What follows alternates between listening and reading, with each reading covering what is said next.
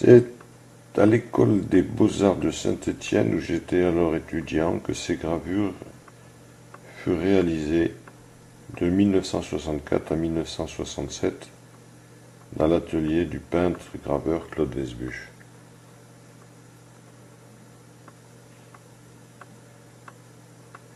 Chaque gravure retrace un événement, un acte terroriste si nombreux de cette guerre.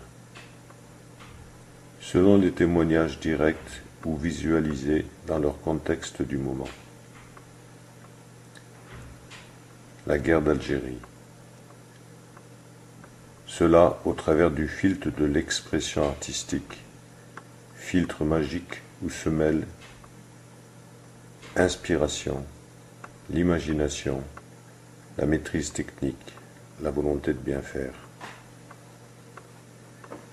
Bien entendu, il y va sans dire que Delacroix ne planta pas son chevalet au pied des barricades lorsqu'il peignit la liberté guidant le peuple, ni Théodore Géricault lorsqu'il réalisa le radeau de la Méduse.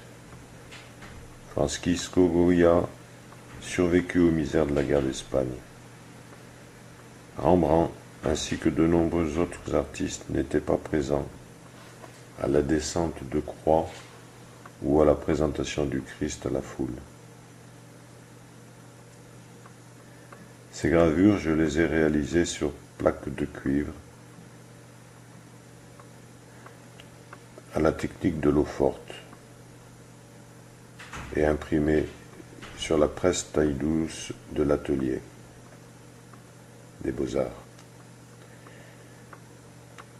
Durant 2 années, une soixantaine de gravures furent réalisées, une cinquantaine d'années ayant passé depuis, il me reste celle-ci constituant cette exposition.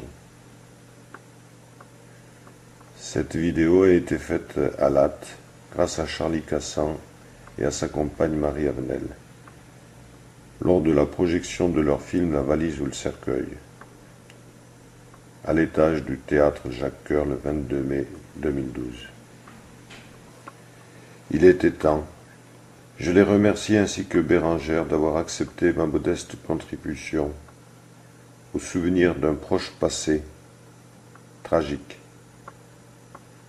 celui de l'Algérie, Pied-Noir, où je suis né. En 1967, je rencontrai Jean Brune à Paris. Qui ne connaît l'œuvre de ce grand écrivain Pied-Noir, ami d'Albert Camus? Découvrez ses ouvrages. La révolte, cette haine qui ressemble à l'amour. Journal d'exil. Le soleil ne chauffe que les vivants. Splendides écrits d'un humaniste inspiré.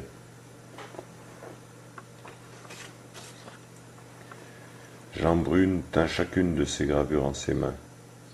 Il décida de les accompagner d'un texte.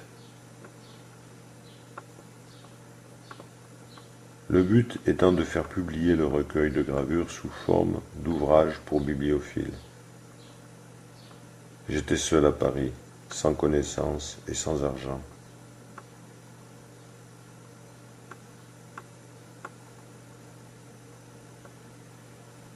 Tout cela resta dans l'ombre des années.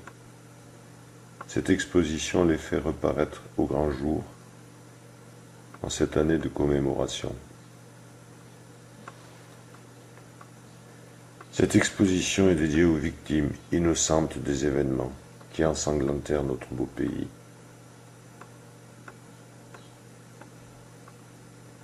Aux harkis, aux jeunes militaires français, aux pieds noirs venus de tout horizon, construire ce beau pays depuis 1830.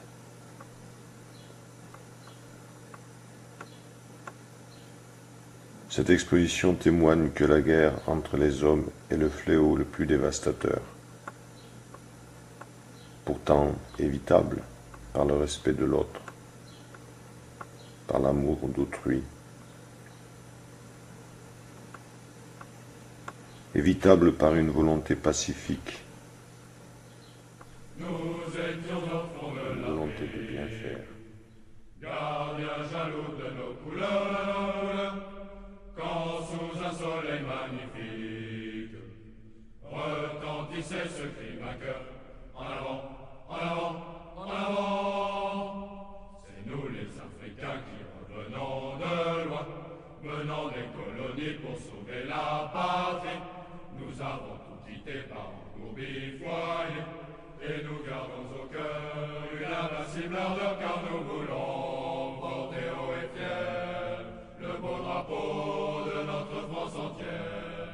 Et si quelqu'un venait à y toucher, nous serions là pour mourir à ses pieds. Battez tambour à nos amours, pour le pays, pour la patrie, mourir au loin, c'est nous les Africains, pour le salut de notre empire.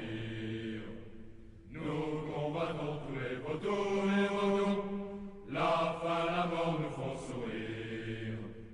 Quand nous luttons pour nos amours, en avant, en avant, en avant. C'est nous les Africains qui revenons de loin, venant des colonies pour sauver la patrie.